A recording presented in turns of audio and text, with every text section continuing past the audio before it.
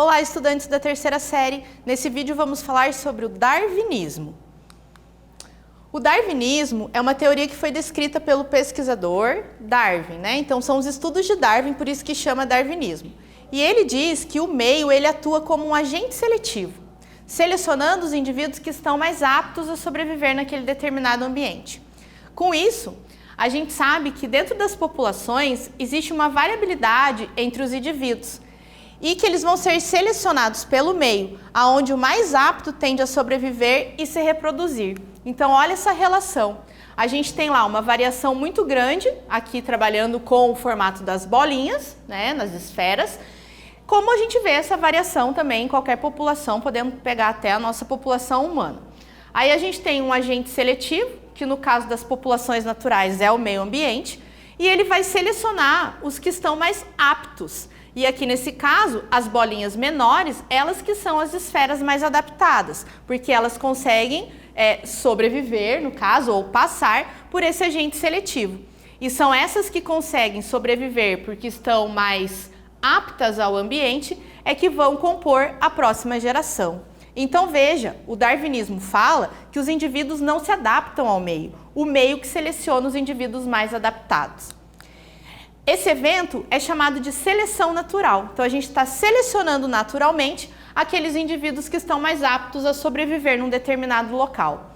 Isso tem a influência do número de indivíduos que surgem pela alta taxa reprodutiva e também aos fatores ambientais limitantes, porque muitas vezes o número de indivíduos de uma população não é cabível dentro de um determinado ambiente, porque a gente tem condições ambientais que limitam isso.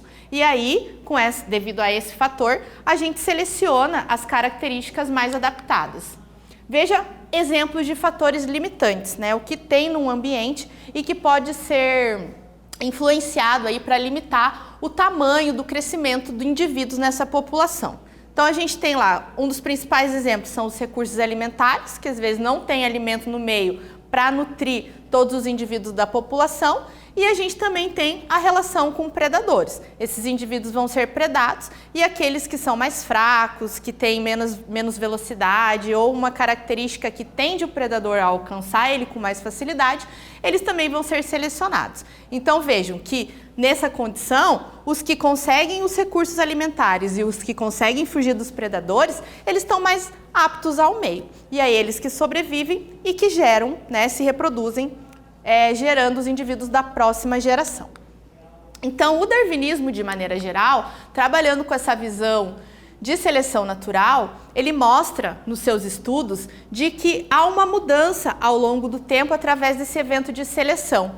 Então ele fala que todas as espécies que a gente observa hoje tiveram lá atrás um ancestral comum, que acumulou mudança, dando origem a diferentes espécies. Isso é o que a gente chama de árvore filogenética, que mostra então a relação evolutiva entre os organismos. E aqui a gente tem também uma crítica à afirmação de que os seres humanos eles evoluíram dos macacos.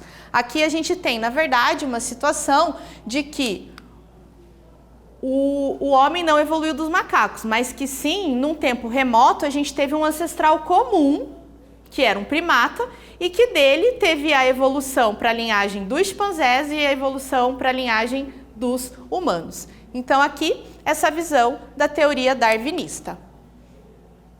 Nesse vídeo nós falamos sobre a teoria do darwinismo.